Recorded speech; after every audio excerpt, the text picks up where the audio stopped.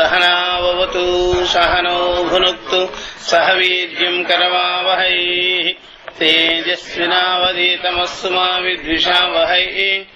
ओम शांति शांति शांति। हरि ओम श्री गुरुभ्यो नमः। हरि ओम। రెండులో అయిపోతుంది రెండు.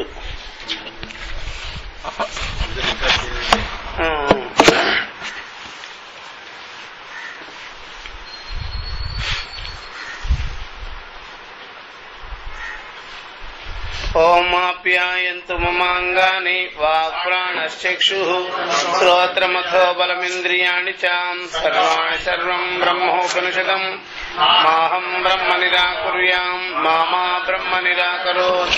అనిరాకరణమస్తు అనిరాకరణం మే అస్తు తదాత్మని నిరతేయ ఉపనిషత్సు ధర్మాస్తే మయి సంతు తే మయి సంతు. ఓం శాంతి శాంతి శాంతి.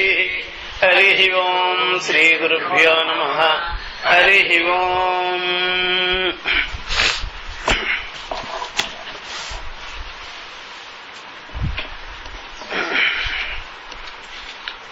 కేనోపనిషత్తు 4వ ఖడ్డము 4వ మంత్రం ప్రారంభం చేస్తున్నాం.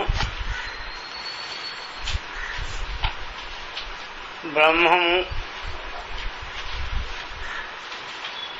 ఉపమా ఉపదేశ అని ఇది ప్రారంభం అయింది. కాబట్టి బ్రహ్మ విద్య విషయంగా ఉపమానంగా ఇక్కడ ఉపదేశం చేయబడుతుంది. ఇది మంద మధ్యమధికాలను దృష్టిలో పెట్టుకొని ఈ ఉపమా ఉపదేశం అంటే ఉపమా అంటే సాదృశ్యం. ఈ సాదృశ్య ఆ విధంగా పోల్చుకునే ఉపదేశం అన్నమాట. బ్రహ్మమును ఇదే అని పోల్చుకునేటు ఉపదేశం అన్నమాట. ఇది మంద మధ్యమాధికారులకి చెప్పబడిన విషయం. ఇది ఆ విధంగా బ్రహ్మమును ఎప్పుడైతే అన్నం బ్రహ్మ అంటాం, అన్నం బ్రహ్మ అంటాం కదా, అగ్నిర్బ్రహ్మ అంటాం, బ్రహ్మార్పణం బ్రహ్మవి బ్రహ్మాగ్నో బ్రహ్మణావతం అంటాం, వైశ్వానర బ్రహ్మం అంటాం. అవన్నీ కూడా ఆదిదైవిక ఆధ్యాత్మిక ఆది భౌతిక వాటి యందు బ్రహ్మ దృష్టిని పెట్టుకొని ఆ విధంగా చేసేదన్నమాట. ఇది ఒక రకంగా అంతఃకరణ ఏకాగ్రతకు సంబంధింపబడిన సాధనలు మంద మధ్యమ అధికారులకు చెప్పబడింది. అది తెలుసుకోవాల్సిన ఇక్కడంతా ఈ ఆదేశమంతా ఉపదేశమంతా సాధన సాధ్యపరమై ఉన్నది. అలాగ ముందు అధిదైవత ఉపాసనం చెప్పబడుతుంది అన్నమాట. తస్యేష ఆదేశో యదేతద్ విద్యుతో విద్యుతదా ఇతి నిమేషదా ఇత్యది దైవతం తస్య ఏష ఆదేశో యదేతద్విద్యుతో విద్యుతదా ఇతి నిమేషదా ఇత్యది దైవతం. ఇక్కడ ఈ హెచ్చు స్వరము సామవేదం కాబట్టి, ఇది సామవేదాంతర్గతమైనటువంటిది కాబట్టి ఈ హెచ్చు స్వరం ఉచ్చ స్వరం అన్నమాట. ప్లుతం అంటారు, ప్లుతం అని ఇక్కడ సామవేద స్వరాన్ని వాళ్ళు ఆదేశం చేశారు. కాబట్టి అధిదైవత ఉపమాన ఉపదేశ చెప్తున్నారు ఇక్కడ. తస్య ఇప్పుడు మనకి ప్రస్తుతం జరిగేటువంటి బ్రహ్మ విద్య విషయ ఉపదేశం, ఆ రకమైన విద్యా సంవాదం, ఆ విషయంగా ఇక్కడ ఈ ఉపమా ఉపదేశాన్ని చెప్పబడుతున్నది. కాబట్టి అది ఎట్లాంటిదయ్యా అంటే ఏదే తత్, ఆ ఆదేశము ఉపదేశము ఎలాంటిదయ్యా అంటే విద్యుతో విద్యుతత విద్యుత విద్యుతదా. ఆ విద్యుత్ అనగానే ఇక్కడ మబ్బులు అవి భేటీ అయినప్పుడు మనకి వచ్చేటువంటి మెరుపులు, ఆ వాటిని మనము ఉపాసన చేయాలి. మనం కంటితో చూస్తూ దాన్ని ఆ ఉపాసనని మనం చెయ్యాలి. ఆ మెరుపుల్ని మనం చూడాలి. అది బ్రహ్మం ఆ విధంగా ఆ విద్యుత్ స్వభావం కలిగి ప్రకాశం కలిగి ఉన్నాడు అని వాటి యందు మనం బ్రహ్మదృష్టిని కలిగి ఉపాసన చెయ్యాలి, ధ్యానం చెయ్యాలి అని చెప్పేసి. ఇలాగా జ్యోతిని చూసి చేయడం, శాలిగ్రామే విష్ణు బుద్ధిలాగా ఈ ప్రకారంగా అధిదైవతం కాబట్టి ఆ ఉరుములు మెరుపులు వచ్చినప్పుడు దాన్ని ఆ విధంగా ఉపమానంగా తీసుకొని ఉపాసన చెయ్యాలి అనేది ఇది ఆదేశం అన్నమాట. ఇది నిమేషద కనురెప్పలు ఇలాగ కనురెప్పలు వేస్తూ తీస్తూ ఆ ఉపాసన చెయ్యాలి. అది మనం ఆ విధంగా మనం భావించుకోవాలి, చెయ్యాలి అని చెప్పుకొచ్చారన్నమాట. దీనికి భాష్యకారులు ఏమంటారు చూడండి. తస్య ప్రకృతస్య బ్రహ్మణః ఏష ఆదేశః ఉపమా ఉపదేశః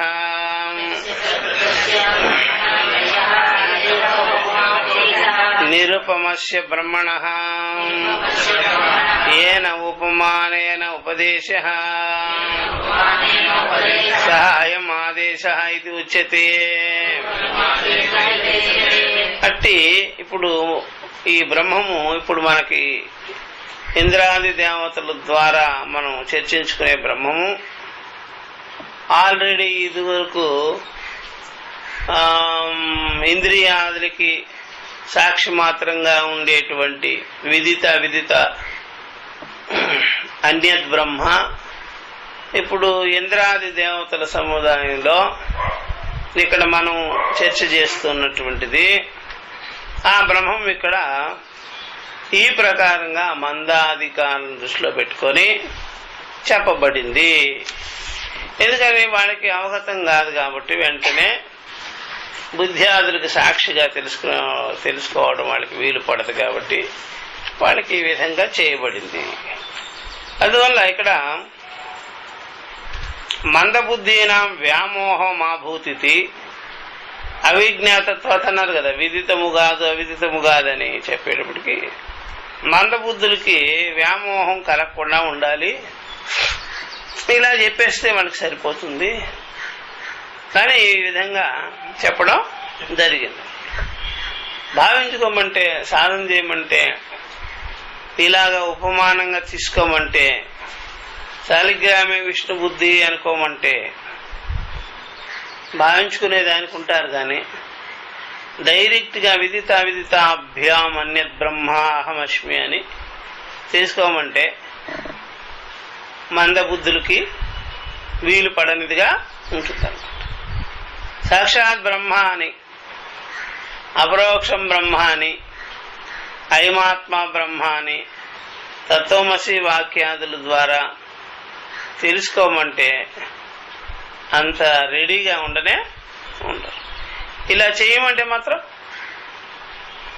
వాళ్ళు చేసేదానికి ఉత్సాహంగా ఉంటారు. ఎందుకంటే వాళ్ళ మనసు, బుద్ధి, ఇంద్రియాదులు దీనికి రెడీగా ఉన్నట్టుగా చేసేదానికి, విచారించుకునేదానికి, వివేకానికి తయారుగా ఉండదన్నమాట.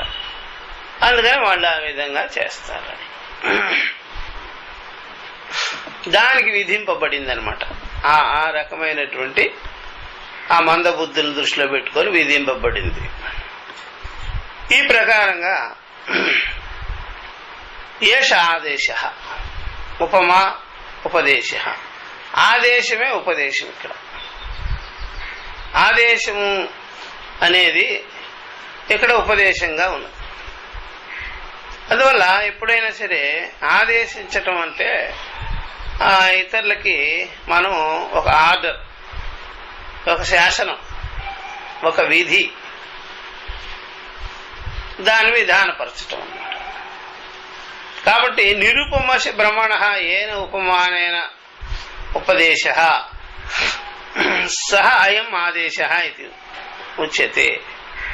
నిరుపమసి అంటే దానికి రూపం లేదు, నామరూపరహితమైంది, దానికి ఏ విధంగా కూడా ఇది ఇలాంటిది అని చెప్పుటకు వీలు లేదు.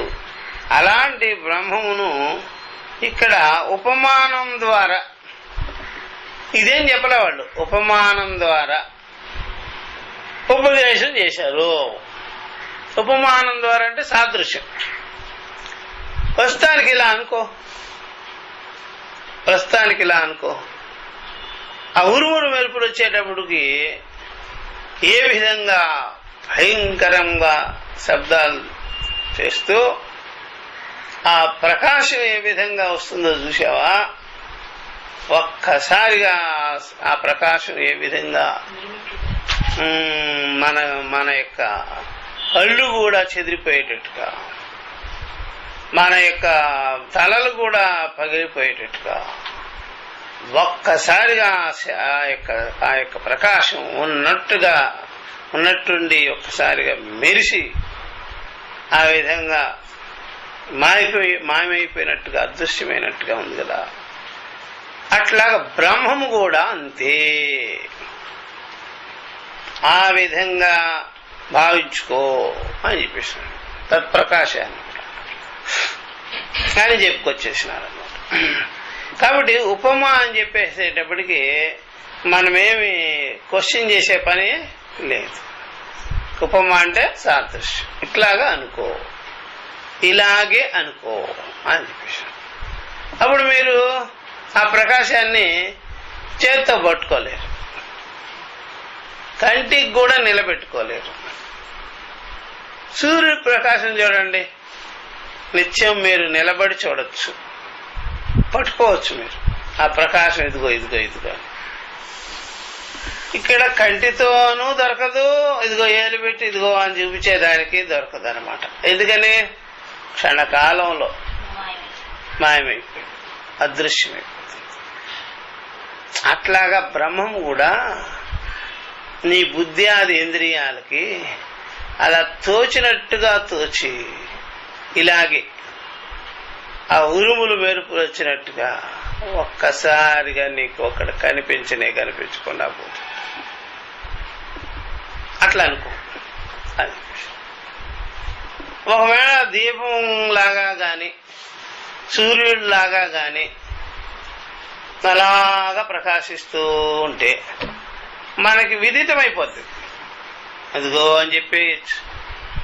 కానీ ఆ ఉరుములు, దానిలో నుంచి వచ్చే విద్యుత్ కాంతి ఏదైతే ఉందో అది ఏ రకంగా కూడా మనకి చేతికి దొరకలే, మనకి కంటితో కూడా మనం నిలబెట్టలేం. అట్లాగే బ్రహ్మము కూడా అంతే.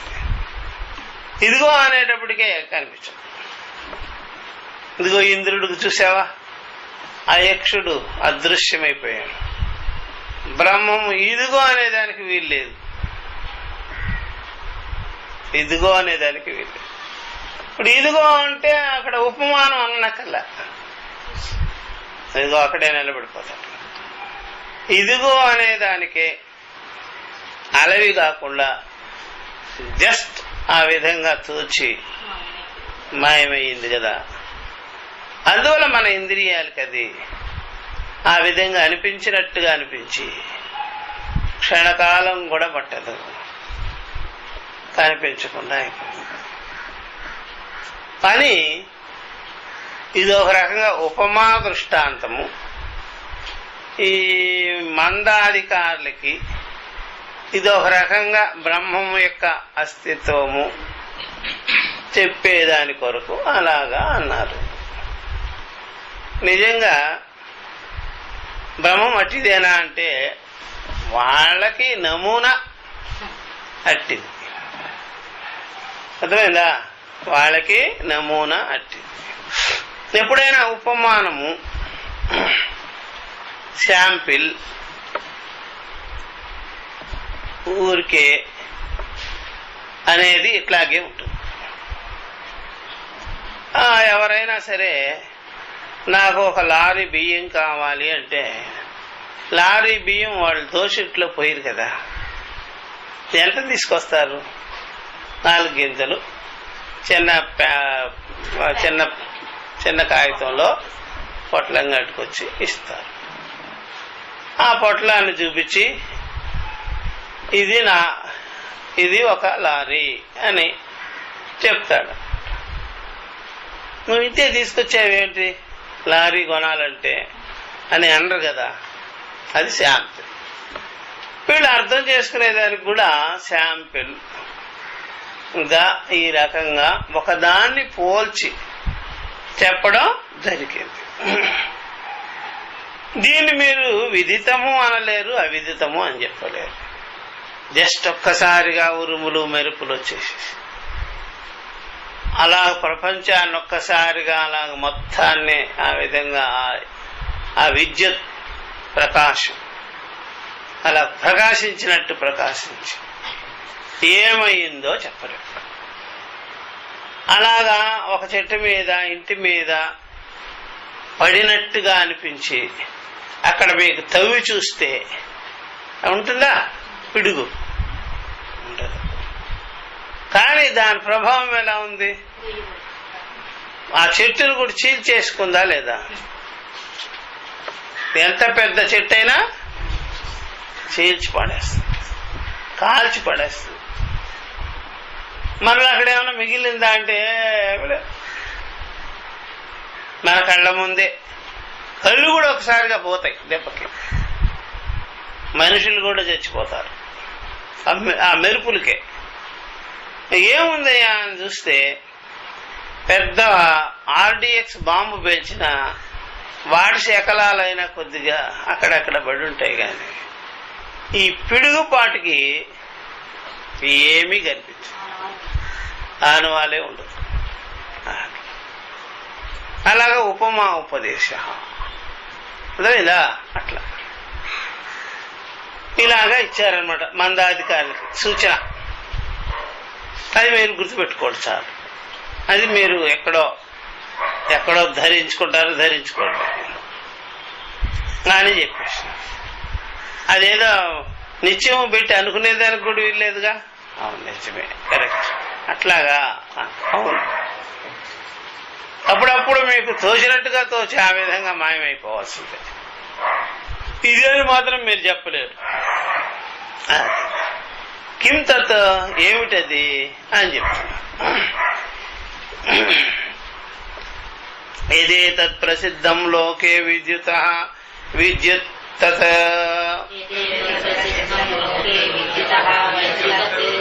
విద్యోతనం కృతవత్ ఇది ఏతద్ ఉపపన్నమితి విద్యతో విద్యోతనం ఇది కల్ప్యతే ఆ ఇత్యుపమార్థే విద్యతో విద్యోతనమివ ఇత్యర్థః.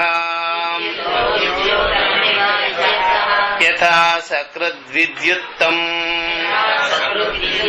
ఇది శృత్యంతరే చ దర్శనాత్. కాబట్టి కాబట్టి ఈ ప్రకారంగా అదేమిటి అంటే, ఇదిగో ఇప్పుడు ఏదైతే మనకు ప్రసిద్ధంగా అందరికీ లోకంలో తెలిసిపోతున్నటువంటి, తెలిసి ఉన్నటువంటి ఆ విద్యుత్తులు, ఆ యొక్క ఉరుములు, మెరుపులు, ఆ యొక్క పిడుగుపాటు ఏ ప్రకారంగా ప్రకాశాన్ని ఇస్తుందో, వెదజల్లుతుందో, ఎక్కడా కూడా దాని యొక్క ఎక్కడా కూడా దాని యొక్క ఆనవాలు కనిపించకుండా అయిపోతుంది కదా. దాని ప్రభావం ఎంతగా ఉంటుందో చూసారా.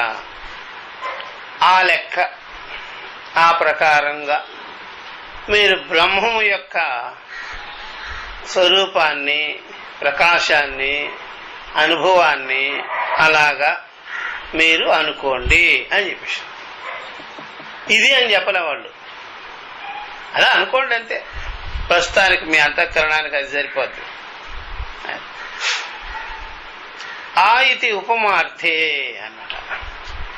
విద్యుతదా అన్నారు కదా, అది ఆ రకంగా ఇది ఉపమార్థం.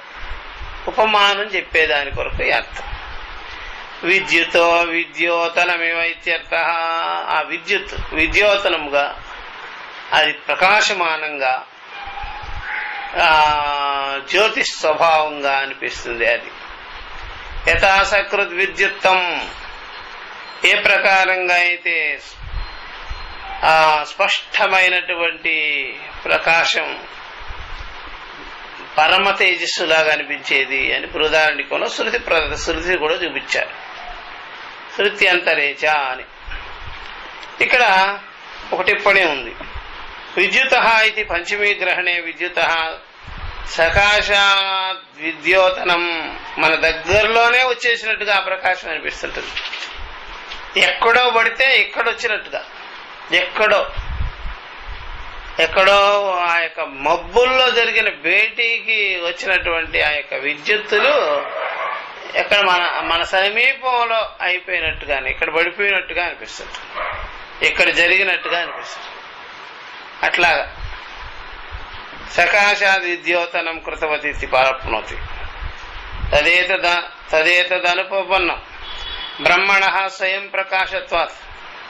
ఆ ప్రకారంగా బ్రహ్మము అలా కాదు, బ్రహ్మం స్వయం ప్రకాశం కాబట్టి మీకు ఇక్కడ ఉదాహరణ ఉపమానార్థంలో అలా పోలిక చేసుకొని భావించుకోండి చాలు అని చెప్పాము. కానీ ఇది అని చెప్పలేము అట్లా. కాబట్టి ఇక్కడ దోషమే రాదు. ఉపమానం అన్నారుగా, ఉపమానం అంటే అట్లాగా అంతే. ఇంకా అంతకు తప్ప మేమేమి ఇయలేం. మీకేం పట్టదు అంటుండే, అందుకని మేము ఇట్లా ఇస్తాం. కొన్ని సందర్భాల్లో కర్మఫలాధ్యక్షుడు అంటుంటాం.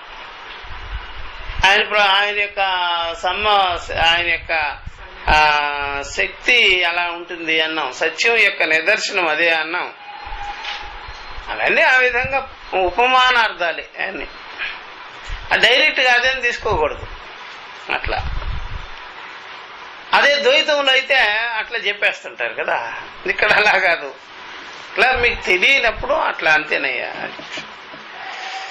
బ్రహ్మణ స్వయం ప్రకాశత్వాత్. ఇక్కడ టిప్పణీకారుడు అంటున్నాడు, షష్ఠీ గ్రహణేతు విద్యుత సంబంధిత ద్యోతనం కృతవతి ప్రాప్నోతి తస్య యద్యపి కథంచిద్ ఉపపద్యతే తస్య భాష సర్వమిదం విభాతి. ఇట్లాంటివన్నీ ఉన్నాయి. ఆయన యొక్క ప్రకాశం చేతనే సర్వం ప్రకాశించాల్సిందే గాని ఆ విద్యుత్ ప్రకాశాన్ని పట్టుకొని అట్లాగా అనుకోవద్దు. ఓకే, అది ఉపమానంగా చెప్పాం. తథాపి ప్రకృత ఉపమా ఉపదేశ నిర్వర్తిత భవతీతి.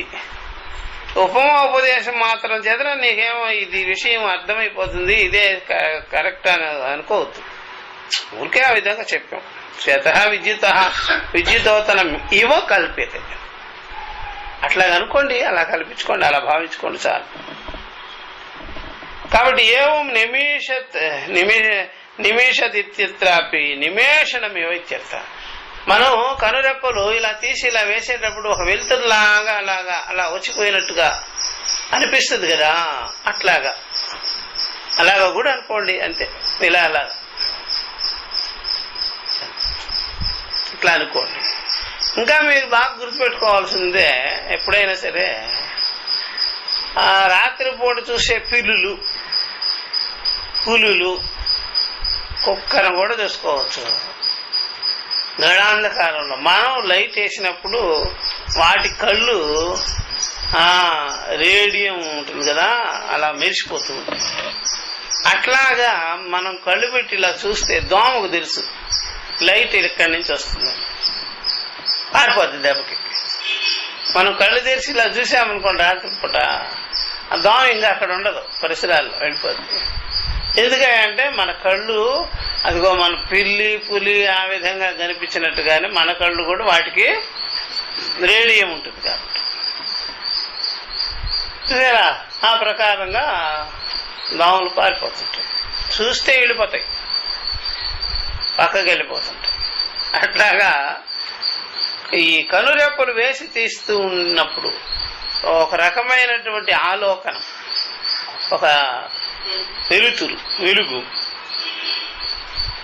అదే ఉపమానం. అది కూడా ఉపమానమే, అది కూడా ఉపమానం.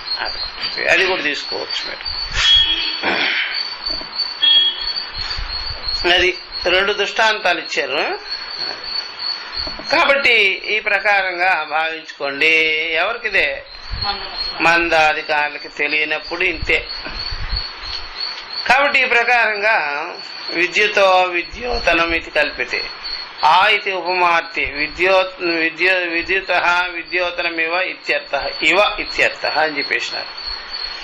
కాబట్టి ఈ ప్రకారంగా యథాసకృద్ విద్యుత్తమం ఇది శృతి అంతరేతు దర్శనాత్ విద్యుత్ ఇవ హి సకృదాత్మానం దర్శయిత్వా తిరోభూతం బ్రహ్మదేవేభ్య. ఆ విద్యుత్ లాగానే చూసారా, సకృదాత్మానం దర్శయిత్వా ఆ యొక్క ఆత్మని చూపించి, తన స్వరూపాన్ని చూపించి తిరోభూతం అయిపోయాడు బ్రహ్మ, అదృశ్యం అయిపోయాడు దేవతలకి. కాబట్టి దేవతలు ఇక్కడ స్పష్టంగా తెలుసుకున్నవారుగానే కాదు, అలాగా జస్ట్ అలా తోచినట్టు తోసి వెంటనే మాయమైపోయింది. అట్లాగా అనమాట. చూసారా, అది తెలుసుకోవాల్సిన. అథవా విద్యుత, లేకపోతే విద్యుత్నే వాళ్ళు ఆ విధంగా అనుకున్నారు.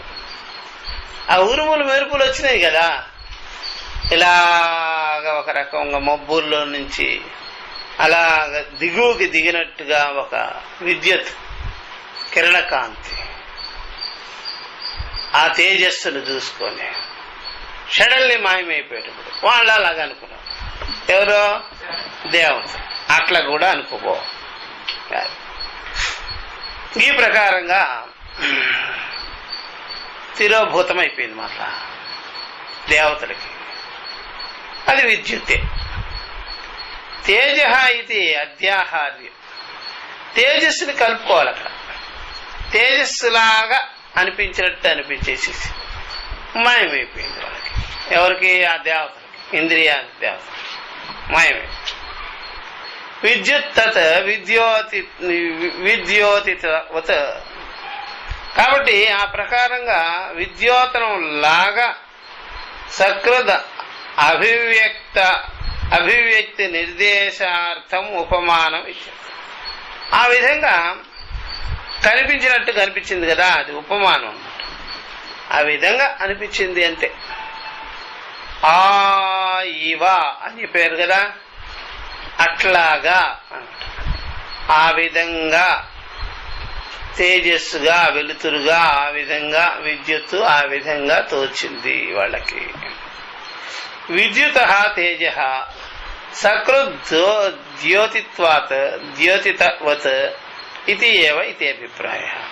ఆ విద్యుత్ తేజస్సు సకృత్ బాగా స్పష్టంగా ఆ విధంగా ప్రకాశించినట్టుగా ప్రకాశించి అదృశ్యమైపోయింది. ఇది ఇక్కడ అభిప్రాయం. ఆ దేవతలకి కనిపించినట్టుగా కనిపించి ఏదో ఎక్కడి నుంచో దిగు వచ్చినట్టుగా వెలుతురు. అందుకనే మీకు విద్యుత్తులు చూడండి దిగువకి వస్తాయి, ఎట్లా ఆ మబ్బుల్లో నుంచి దిగువకి వస్తాయి. అట్లాగా అనిపించింది వాళ్ళకి. ఈ విధంగా భావించుకోండి చాలు అని చెప్పారు. ఇది శబ్ద ఆదేశ ప్రతినిర్దేశార్థ ఇది అయం ఆదేశ. ఇది శబ్దం ఉంది సరే, ఆదేశము ఇక్కడ నిర్దేశించటమైంది. ఆదేశం ద్వారా, ఈ ఉపదేశం ద్వారా నిర్దేశించామన్నమాట బ్రహ్మము యొక్క తేజస్సుని. ఆది దైవీక తేజస్సుగా లెక్కగట్టి ఉపమానంగా మీరు భావించుకోండి. బ్రహ్మము ఇదే భగవత్ తేజస్సు అని భావించుకోండి, అనుకోండి. ఇది ఆదేశం ఇక్కడ. కాబట్టి ఈ ఎవరికైనా పరమాత్మని, భగవంతుని, ఆత్మ యొక్క బ్రహ్మమును ఉపాసన చేయాలంటే ఇదే మార్గం. ఇట్లాగనుకోండి. ఇప్పుడు వాళ్ళకి ఇక లేదు అనే దానికి వీలు లేకుండా, ఇది అనే దానికి వీలు లేకుండా ఏమాత్రంగా మీరు అనుకోండి. పరమాత్మ కూడా ఇలాగే ప్రకాశిస్తాడు, మనకి ఎదురుగా మాత్రం కనిపించడు. అందుకనే చాలా మంది ఇలాగా అట్లా తోచినట్టు తోచి అదృశ్యమైపోయాడు, ఇలాగా కనిపించినట్టు కనిపించాడు, మళ్ళీ అది ఆకాశవాణిలాగా అనిపించింది, ఆకాశంలో ఒక మెరుపు వచ్చింది, వెలుతురు వచ్చింది అంటారు కదా. ఇలాంటి మాటలు పుచ్చుకొని అంటుంటారు. అట్లా ఇశ్శబ్ద అది ఉపమానంగానే తీసుకోవాలి, కానీ ఇవన్నీ కూడా నిజంగా అనుకోకూడదు. మళ్ళా ఇశ్శబ్ద సముచ్చయార్థ. ఇక్కడ ఇశ్శబ్దం ఉంది, అది సముచ్చయార్థం కొరకు చెప్పారు. ఇది నిమేషద. ఇది సముచ్చయం అంటే ఇక్కడ ఆ ప్రకారంగా మీరు కలుపుకోండి, ఆ విధంగా మీరు తీసుకోవచ్చు. చక్షువులకు కూడా భావించుకోవచ్చు. చక్షువులు కనురెప్పలు ఇలా తీసివేసేటప్పుడు అలాగా భావించుకోవచ్చు, ఇలా కూడా తీసుకోండి అని. అయం చ అపరః తస్యాః ఆదేశః. మరలా ఇంకొక ఆదేశం చూపిస్తున్నారు ఇక్కడ. ఇప్పుడు మబ్బులు యొక్క భేటీ వల్ల కలిగినటువంటి విద్యుత్తే కాకుండా కనురెప్పలు తీసివేయడంలో కూడా ఉండేటువంటి ఆ యొక్క చూసారు ఆలోక వెలుతురుందే, ఆలోక వెలుతురు, అట్లా కూడా మీరు భావించుకోండి. ఆ మాత్రం అలాగా అనుకోండి అని కూడా చెప్పేసినారు. అయం చ అపరః తస్య ఆదేశః కోసౌ. ఏమిటి ఇంకొకటి ఆదేశము చెప్పండి అంటే చెప్తున్నారు. నిమీషత్ యథా చక్షు. చక్షుల్ని ఉన్మీల నిమేషణం చేసేటప్పుడు, కనురెప్పలు ఎత్తి తీయడం చేసేటప్పుడు ఒక రకమైనటువంటి వెలుతురు మీకు ఉంటుంది కదా, ఆ అనుభవము, వెలుతురు అనుభవము, అది అట్లాగా అనుకోండి. ఇది కూడా ఉపమానమే. అట్లా నిమీషత్ నిమేషం కృతవత్. ఈ నిమేషం చేసేటప్పుడు, కనురెప్పులు తీసివేసేటప్పుడు మీకు ఆ విధంగా కనిపించేటువంటి వెలుతురు లాంటిది. స్వార్థే నిచ్ అని వ్యాకరణం. ఉపమార్థ ఏవ ఆకార. ఉపమార్థం గురించి ఇలాగా నిమేషదా ఉపమానం కొరకు అట్లాగా ఆ విధంగా అనుకోండి అని అన్నమాట. ఈ ప్రకారంగా కూడా కనురెప్పలు వేస్తూ తీస్తూ ఉండేటప్పుడు ఒక వెలుతురు మీకు తోస్తుంది, అలాగా. అది ఇదే మనకి యోగాది ప్రక్రియలో, ధ్యానాదుల్లో చూపిస్తుంటారు. ఇత్యది దైవతం. దీపాన్ని పెట్టి, లేకుంటే కనురెప్పలు ఇట్లా వేసుకుంటూ తీసుకుంటూ, లేకపోతే ఆ విధంగా మబ్బులు చూపిస్తూ అట్లా ఇత్యది దైవతం అని ఈ ప్రకారంగా చెప్పేది కదా. చక్షుషః విషయం ప్రతి ప్రకాశతిరోభావ ఇవచ ఇత్యర్థః. ఆ ప్రకాశము కనురెప్పలు తీసినప్పుడు ప్రకాశము, వేసేటప్పుడు ప్రకాశం ఉంటూ మళ్ళీ క్లోజ్ అయిపోయేటప్పటికి మాయమే.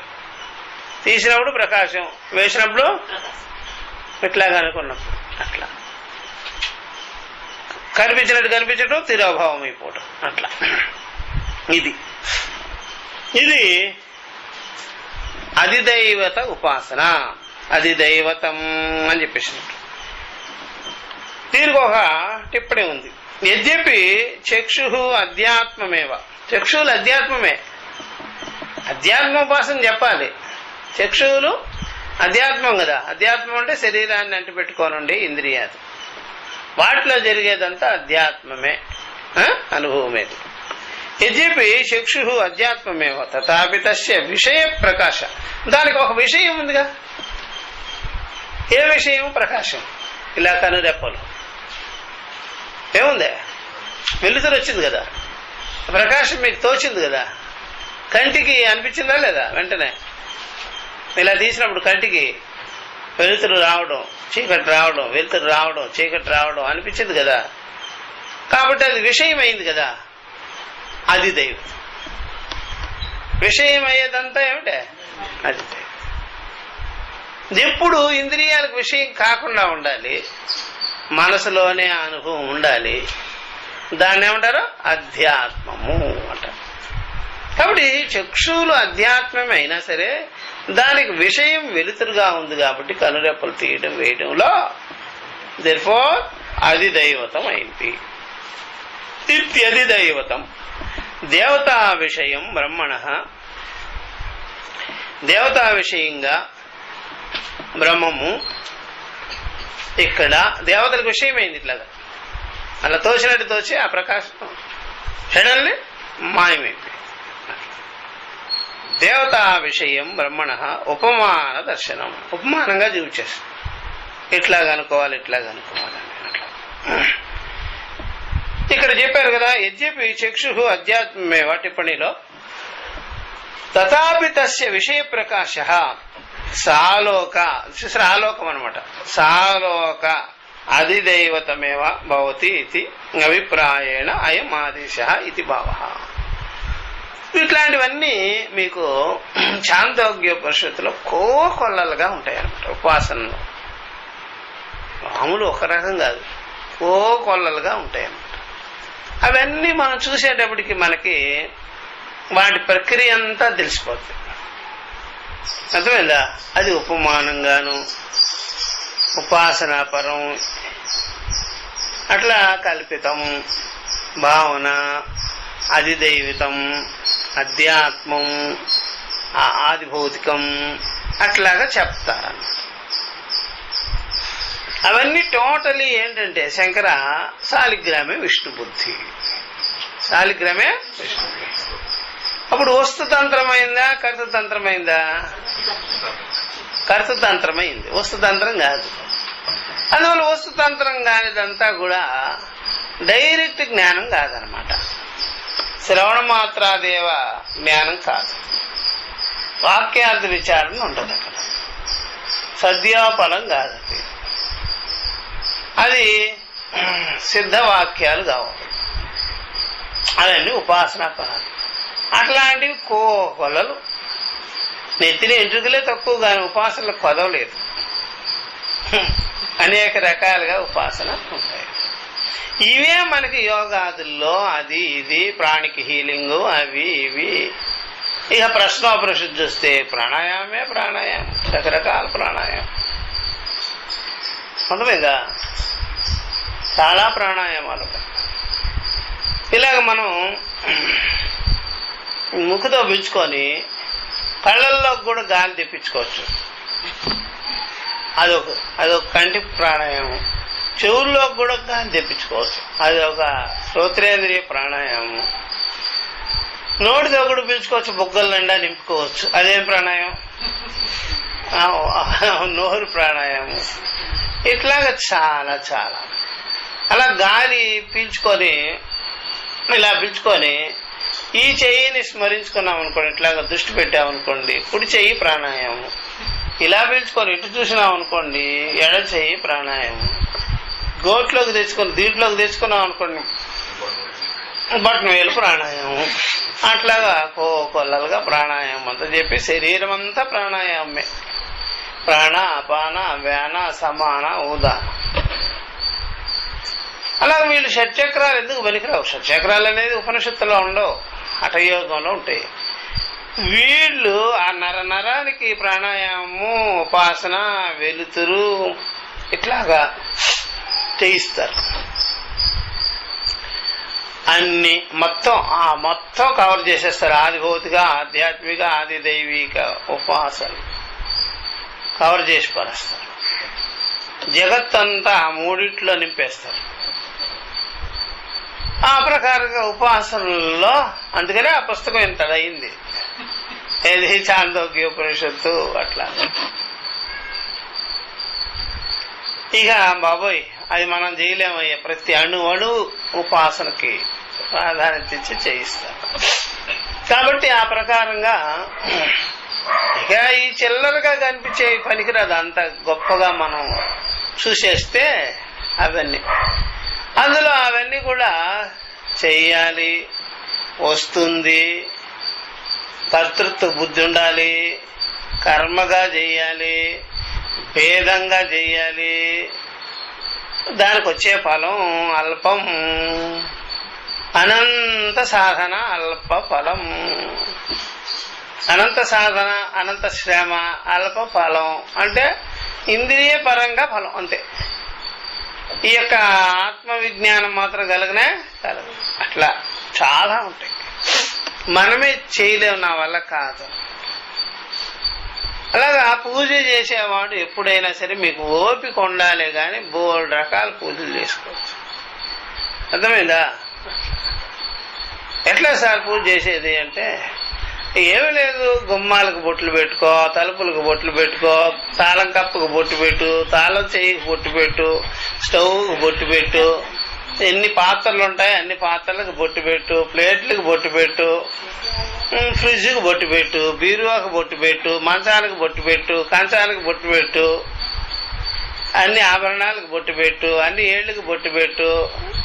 నెవిల్ పాలిష్ పెట్టుకుంటాం కదా అట్లా అన్నిటికి పెట్టు. పూజకి ఏం పర్వా.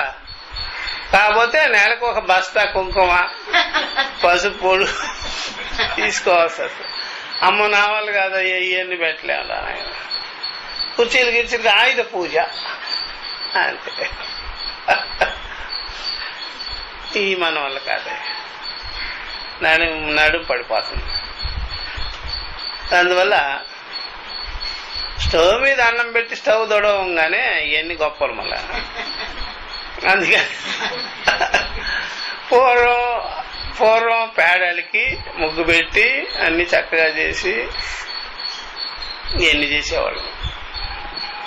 ఓపిక ఉండాలనే కానీ ఉపాసనలకేం కొదవా, పూజలకేం కొదవా, అణువణువు పెట్టి చేసుకోవచ్చు.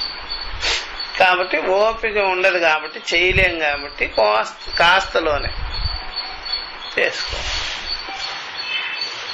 అట్లాగా కాబట్టి చాలా సాధనలు ఉంటాయి చేసి. అవన్నీ చేసినా సరే ఏమిటి అంత ఏదో ఇంద్రియాలు నిగ్రహము అదేదో కొద్దిగా అంతేగాని అంతకన్నా వివేకమేమి కలగదు. వివేకమేం కలగదు. అట్లా ఎన్నో ఉన్నాయి.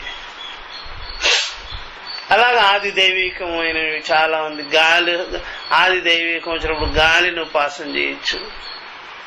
అట్లాగా వర్షం వచ్చినప్పుడు ఉపాసన చేయొచ్చు. మబ్బులు భేటీ అయినప్పుడు ఉపాసన చేయొచ్చు.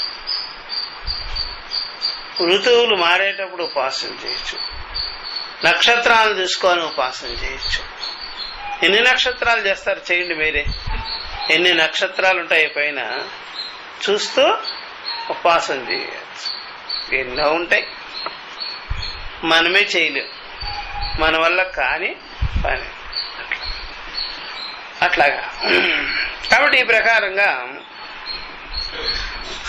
చూసారా, అన్ని చేసినా సరే మరలా కర్తృతంత్రం అది అల్పమైన ఫలము. అంతఃకరణ శుద్ధి కూడా అంత కలగదు, కర్తృత్వం వచ్చేస్తుంది. కాబట్టి ఈ ప్రకారంగా చక్షుషః విషయం ప్రతి ప్రకాశతిరోభావః ఇవ చైత్యర్థః ఇది అధిదైవతం దేవతా విషయం బ్రహ్మణః ఉపమాన దర్శనం. ఇలాగ బ్రహ్మము నువ్వు ఉపమానంగా చూపించి ఆ ఉపమాన విషయంగా ఇది ఉపాసన చేయించారు. దేవతలకు ఆ విధంగా తోచింది. ఆ తోచిన విషయం వాళ్ళకి అంతే కనిపించింది కాబట్టి అంతే వాళ్ళు తెలుసుకోగలిగారు అని చెప్పేసి. కాబట్టి దేవతలకి ఇంద్రియాల దృష్టి ఉంది కాబట్టి కనిపించింది. అధ్యాత్మ విషయం కాబట్టి ఇంద్రుడికి కనిపించేదానికి వీలు లేదు. ఆయన ఇలాగా వేదనానుభవంగా తెలుసుకున్నాడు ఆయన. ఇది ఈ ప్రకారంగా ఇది అయ్యింది కదా. ఇప్పుడు అధ్యాత్మ ఉపదేశం చెప్పబడుతుంది.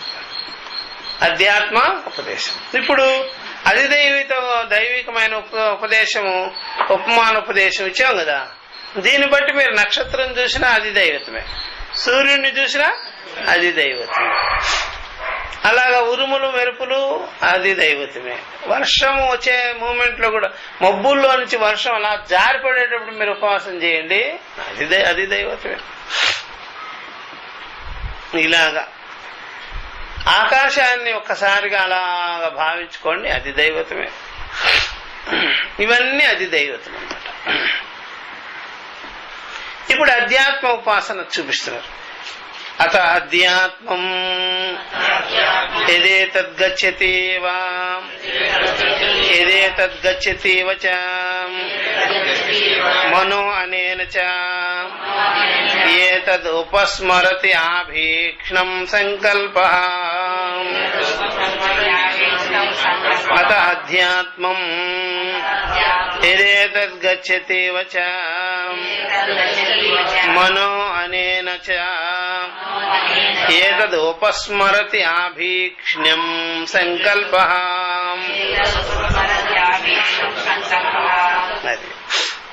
ఇది అధ్యాత్మ ఉపాసన విషయం. అధ్యాత్మ ఉపమాన ఉపదేశ, ఇది కూడా ఉపమానమే. ఉపమానం అన్నప్పుడే తెలుసుకోవాలి శాలిగ్రామే విష్ణుమూర్తి, అలాగా భావించుకో, అనుకో, అంతేగాని ఇది అని చెప్పరు, అనుకో.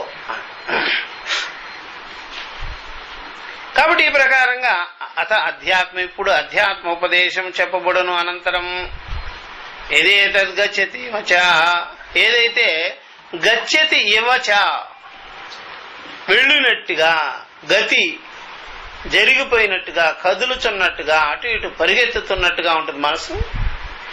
మీరు దాన్ని ఫాలో అవ్వండి. మనసు ఎట్లా పరిగెత్తుందో చూసుకోండి. అట్లా గచ్చతీవచ మనః అనేన చ, మనసు, ఈ మనసు అట్లాగా అనిపిస్తుంది. విషయాల వైపు తిరుగుతుంటుంది, విషయాల వైపు పరిగెత్తుతూ ఉంటుంది, చూసారా, జారుకుంటూ ఉంటుంది. ఉపస్మరతి ఆభీక్ష్ణం సంకల్పః, ఈ విధంగా దాన్ని స్మరించుకుంటూ ఉంటుంది మనసు. విషయాలను స్మరిస్తూ, సంకల్పాలు చేస్తూ, వికల్పాలు చేస్తూ, ఈ విధంగా సంకల్పమయంగా, స్మరణమయంగా ఉంటుంది. ఎవరో మనసు. అది అలా అనిపిస్తుంది కదా.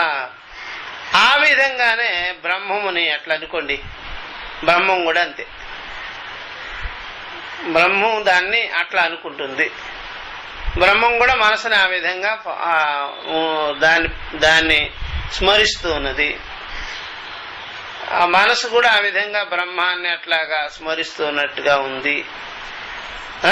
ఆ విధంగా సంకల్పాలు చేస్తుంటుంది. మనసుకి బ్రహ్మము విషయంగా ఉంటుంది.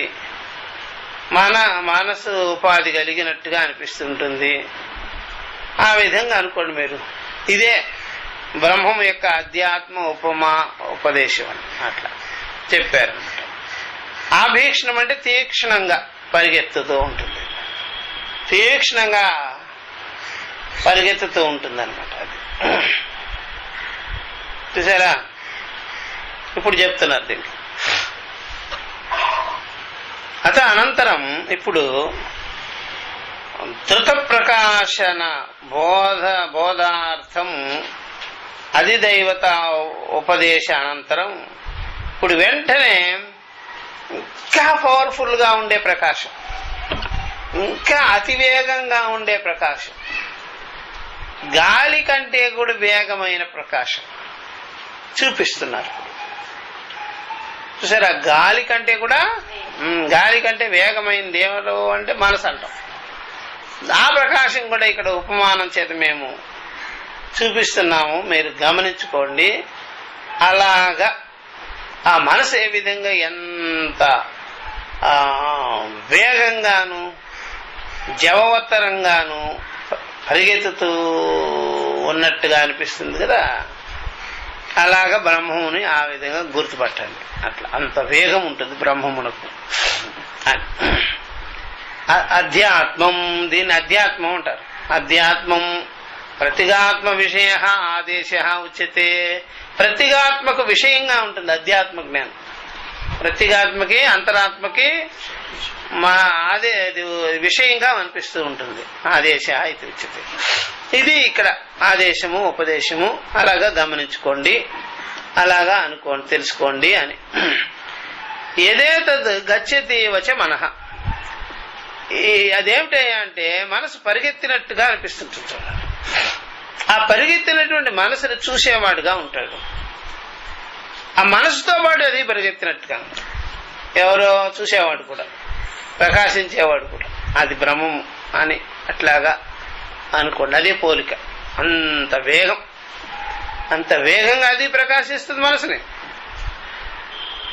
ఇదే తద్ గచ్చతి వచ మనః. ఏతద్ బ్రహ్మ డౌకతే ఇవ. ఈ బ్రహ్మం ఉంది కదా, మనసుతో పాటు వ్యాపించుకొని పరిగెత్తుతూ మనసును చూస్తూ ఉంటుంది, మనసును ప్రకాశిస్తుంటుంది. వేగంగా పరిగెత్తి పరిగెత్తి పరిగెత్తి పరిగెత్తి దాంతో. ఉదాహరణకి మీకు ఇంకా దృష్టాంతం కావాలి అంటే, విద్యార్థులు పరిగెత్తుతూ ఉన్నారనుకోండి, వాళ్ళ వెనకాల కెమెరాలు ఇచ్చుకొని వీళ్ళు పరిగెత్తారు. ఎవరు పరిగెత్తారు కదా, వాళ్ళకి సమానంగా పరిగెత్తాలా లేకపోతే నిదానంగా అడుగులు వేయాలా? సమానంగా పరిగెత్తాలి. వీళ్ళు కూడా వాళ్ళు పరిగెత్తూ ఉంటారు, రాళ్ళు తీసుకొని రుగుతుంటారు. వీళ్ళు కూడా వాళ్ళ చేతిలో నుంచి రాయి కూడా తీయాలి. వీడు తీస్తూ కూర్చోవాలి, పరిగెత్తుతూ ఉండాలి. వాడితో పాటు పరిగెత్తుతూ ఉండాలి. అట్లాగా బ్రహ్మం కూడా ఈ మనసుని ఫాలో అవుతుంటుంది, కెమెరామెన్ లాగా.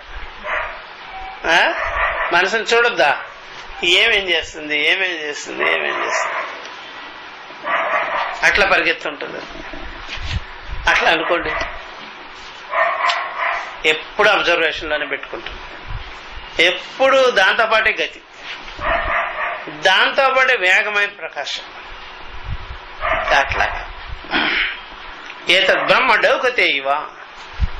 డౌకతే అంటే పరిగెత్తుతుంది, వేగంగా పరిగెత్తుంది. ఇవ విషయీకరోతి ఇవ. విషయం చేసుకున్నట్టుగా మనసుని చూసేస్తుంది. మనసునే ఎప్పుడూ విషయంలో పెట్టుకుంటుంది, తనలో పెట్టుకుంటుంది, చూస్తూ ఉంటుంది చూస్తూ ఉంటుంది. ఏమేం పని చేస్తుందో అబ్జర్వేషన్లో పెట్టేసుకుంటుంది. ఇవా అని, ఇవా అంటే అవల్లే అలా అర్థం చేసుకో అంతే. నీ కొద్ది రోజులు తర్వాత అహమాశను తెలుసుకుంటుంది. యశ్చ అనేనా ఈ ప్రకారంగా పై చెప్పబడినట్టుగా మనసా ఏతద్ బ్రహ్మ ఉపస్మరతి. చూసారా, మనసు ద్వారా ఈ బ్రహ్మముని మనం స్మరించుకుంటున్నాం. మనసు ద్వారా మనసును ఫాలో అయ్యేది ఎవరు అంటే ఈ అనుభవమేగా. కాబట్టి మనసు ద్వారా మనకు ఏం దక్కింది? మనసుని నేను ఫాలో అవుతున్నా, మనసు నాకు విషయము అవుతుంది అని మనం తెలుసుకున్నామా లేదా? అట్లాగా అనుకో. ఉపస్మరతి సమీపత, సమీపంగా ఉండి మనం మనసుని ఈ విధంగా ఎప్పుడు కూడా వెంటాడి ఉన్నాము. చూసారా, దానికంటే ముందు వెనకాల అటు ఇటు పరిగెత్తుకుంటూ వెళ్ళి దాన్ని ఫోటో తీయాల్సి వస్తుంది. ఎవరినే? మనసుని. అది ముందు పరిగెత్తుంటే ముందు పరిగెత్తుంది, ఇది వెనక పరిగెత్తుంది, ఆ సైడు ఈ సైడు పరిగెత్తుంది. ఆ మనసుకి నలుదిక్కుల స్టేడియాల్లో గాని ఉంటాయి లైట్లో, అట్లాగా ఇది పరిగెత్తవలసి వస్తుంది. ఎప్పుడూ దాన్ని ఫాలో అవుతూనే ఉంటుంది. అట్లాగా ఇది ఉపమానమే. సమీపత స్మరతి సాధక ఆభీక్ష్ణం వృషం. చూసారా, బాగా తీవ్రంగా, చూసారా, తీవ్రతరంగా ఆ సాధకుడు దీన్ని స్మరిస్తున్నాడు. చూసారా, దీన్ని స్మరిస్తున్నాడు. మనసును స్మరించేది ఎవర్రా అంటే నేనే. ఎప్పుడూ స్మరిస్తూనే ఉన్నా. సంకల్పస్య మనసః బ్రహ్మ విషయ. ఆ సంకల్పం ఉందే, సంకల్పం మనసు, అది బ్రహ్మకు విషయమే. సంకల్పాత్మకమైన మనసు ఉందే, అది ఎవరికి విషయం? బ్రహ్మమును.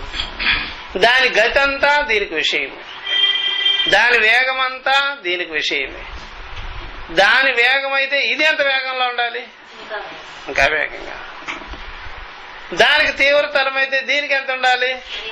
ఇది తీవ్రంగానే ఉండాలి. అట్లాగా ఇది ఆభీక్షణంలోనే ఉండాలి, తీవ్రంగా ఉండాలి. అది తీవ్రంగా ఉంటే దాంతకన్నా ఇది తీవ్రంగా ఉంటుంది. అట్లాగా సంకల్పస్య మనసః బ్రహ్మ విషయ. మన ఉపాధికత్వాద్ధి, మనసుని ఉపాధిగా చేసుకొని మనసుతో పాటు పరిగెత్తిస్తూ కూడా పరిగెత్తిస్తూ ఉన్నది ఇది. ఎవరో? బ్రహ్మ. మన ఉపాధికత్వాద్ధి మనసః సంకల్ప స్మృత్యాది. సంకల్ప స్మృతులు వగైరా ఆది పదం చేత ఎవ్రీథింగ్, కామ క్రోధ లోభ మద మాత్సర్యాదులు, అది బాగు అన్ని ఈ ప్రకారంగా అన్ని ఏవేవి, అది మంచి జరిగినా చెడు జరిగినా అన్నిటినీ అది వ్యాపించుకొని ఉండాలిగా, ప్రకాశిస్తూ ఉండాలిగా, అనుసరించుకొని ఉండాలిగా. అట్లాగా అనిపిస్తూ ఉంటుంది ఇది కూడా. మనసః సంకల్పాది స్మృత్య సంకల్ప స్మృత్యాది ప్రత్యయై అభివ్యజ్యతే బ్రహ్మ. అభివ్యజ్యతే, ఆ విధంగా అనిపిస్తుంటుంది మనసు. ఆ విధంగా అనిపిస్తూ ప్రకాశిస్తుంటుంది. అనిపించేటట్టుగా ఇది ప్రకాశిస్తుంది, అనుసరిస్తుంటుంది. ఏ టు జెడ్ సెలవు లేదు. మనసు సెలవు తీసుకున్నా సరే, సెలవు తీసుకున్న దాన్ని ప్రకాశిస్తూ, సెలవు తీసుకోకుండా, మనసు సెలవు తీసుకున్నా సరే, సెలవు తీసుకున్న మనసుకి ప్రకాశంగా సెలవు లేకుండా ఉంటుంది. ఎవరు?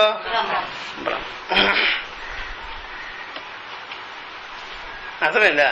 మనసు సెలవు తీసుకుంటుంది, సెలవు తీసుకున్న మనసుకి సెలవు లేకుండా ప్రకాశం చేసుకుంటుంటుంది.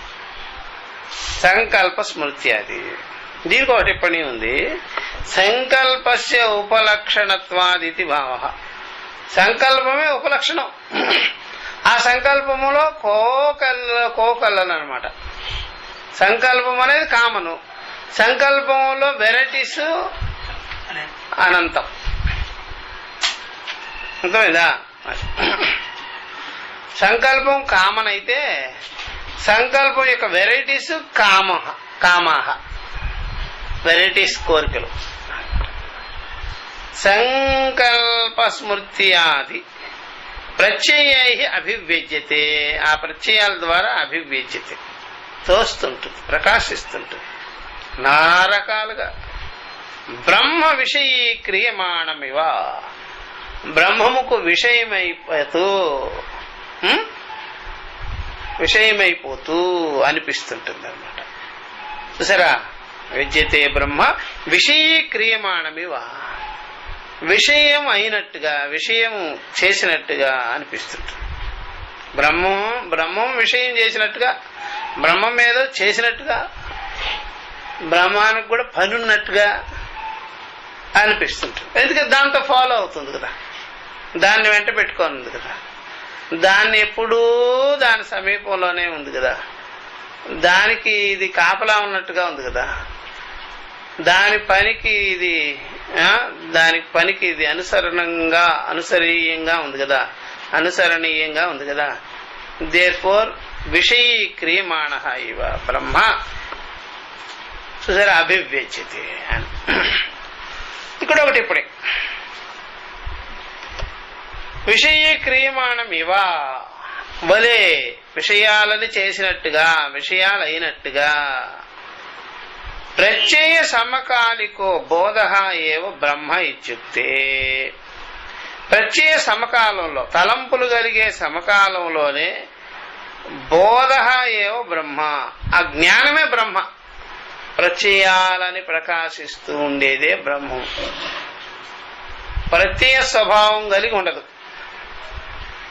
చూసారా, ఈ ప్రకారంగా ప్రత్యయ సమకాలికో బోధ ఏవ బ్రహ్మ ఇత్యుక్తే తస్మిన్ మనోవృత్తి విషయత్వం కల్పితే.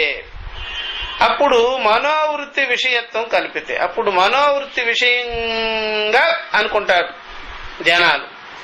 ప్రత్యయాలు ప్రకాశించేటప్పుడు మనోవృత్తులు వలే అనుకుంటారు. బ్రహ్మాన్ని కూడా మనోవృత్తులు వలే అనుకుంటారు. తాడి చెట్టు కింద కూర్చొని పాలు తాగిన దాన్ని ఏమనుకుంటారా? అట్లాగా మనోవృత్తులను ప్రకాశించే సమకాలం అంటి పెట్టుకొని మూఢులైన వాళ్ళు ఇలాగనుకుంటారు. ఒక దక్షిణామూర్తి స్తోత్రంలో ఉంది చూడండి, యస్యైవ స్ఫురణం సదాత్మకం అసత్ కల్పార్ధకం భాసతే. ఇంద్రియాలను వ్యాపించుకొని సర్వేంద్రియ గుణాభాసం సర్వేంద్రియ వివర్జితం. సర్వేంద్రియ గుణాభాసం, అన్ని ఇంద్రియాలని గుణాలని ఆభాసం ప్రకాశిస్తూ సర్వేంద్రియ వివర్జితమైంది దృక్కు క్షేత్రజ్ఞ. మరి ఇలాగా జనాలు మనోవృత్తి విషయత్వాన్ని కల్పించుకుంటారు. మూఢై ఇత్యత విషయీ క్రియమాణం ఇవ ఇత్యుక్తి. విషయాల వలె ఇది కూడా ఉంది, విషయాల క్రియ కలిగి ఉన్నది అనుకుంటారట. సర్వవృత్తి సాక్షిభూతం బ్రహ్మ, సర్వవృత్తులకే సాక్షిది అట్లాగా అనుకుంటారు. ఇప్పుడు అది దైవత ఉపాసన, అధ్యాత్మ ఉపాసన. చూసారా, అలాగే అధ్యాత్మ జ్ఞానాన్ని, ఈ యొక్క వేదనానుభవ జ్ఞానాన్ని, అంతఃకరణ వ్యవహారాన్ని ఫాలో అవ్వమన్నారు. ఇట్లా చూసారా, ఇప్పుడు ఈ ఇద్దరు వేరువేరా లేకపోతే ఒక్కరేనా చెప్పండి? వేరువేరే. ఎందువల్ల అధిదైవిత బుద్ధి కలిగిన వాడికి అధ్యాత్మ బుద్ధి కలిగిన వాడికి డిఫరెన్స్ ఉంటుందా ఉండదా? అధిదైవిత బుద్ధి కలిగిన వాడు బాహ్యముఖంగా ఉంటాడు, అధ్యాత్మ బుద్ధి కలిగిన వాడు అంతర్ముఖంగా ఉంటాడు అనమాట. చూసారా, అంతర్ముఖంగా చేసేటువంటిది, ఫాలో అయ్యేటువంటిది, గమనించుకునేది. అట్లా దృష్టి పెట్టుకోండి. అట్లాగే అనమాట. ఈ అధ్యాత్మ ఉపదేశము, అధ్యాత్మ ఉపమాన ఉపదేశము ఇది ఇక్కడ ఉంది. అయినా ఇది ఆత్మజ్ఞానం మాత్రం కలగదు. ఆత్మజ్ఞానం మాత్రం కలగదు. ఎందువల్లంటే అహమస్మి సాక్షి అని చెప్పి అర్థం చేసుకోవాలి. అహమస్మి సాక్షి అని, సాక్షి చిన్మాత్ర స్వరూప ఏవని అర్థం చేసుకోవాలి. సాక్షి అద్వైత స్వరూప అని అర్థం చేసుకోవాలి. సాక్షి అసంగ అని అర్థం చేసుకోవాలి. సాక్షి నిరవయవ నిష్క్రియ అని అర్థం చేసుకోవాలి. సాక్షి అసంకల్పితవాన్ అని అర్థం చేసుకోవాలి. సాక్షి సర్వకాల సర్వావస్థలంది ఏకరూపం అని అర్థం చేసుకోవాలి. సాక్షి అవస్థాత్రయ సాక్షి అని అర్థం చేసుకోవాలి. ఇన్ని ఉన్నాయి చూడండి. ఇన్ని అర్థం కావాలి కదా. ఈ పాయింట్స్ అన్ని వాడికి అర్థం కావాలి కదా. నిత్య ముక్త అని అర్థం చేసుకోవాలి, సిద్ధ అని అర్థం చేసుకోవాలి, అహమస్మి బ్రహ్మ అని అర్థం చేసుకోవాలి. ఈ మనసుతో ఉండే కనెక్షన్ తెగొట్టుకోవాలి. ఇప్పుడు ఫాలో కదా, ఇలాంటి పెట్టుకోవాలి కదా ఉండేది. దీనికి కూడా క్రియ వచ్చినట్టుగా అనిపించుకోబడింది కదా. అందువల్ల అవన్నీ మనసుతో తెగొట్టుకోవాలి. ఏమాత్రం ఇంత కనెక్షన్ కూడా ఉండకూడదు మనసుతో. నాకు అలా అనిపించింది అని కూడా ఉండకూడదు.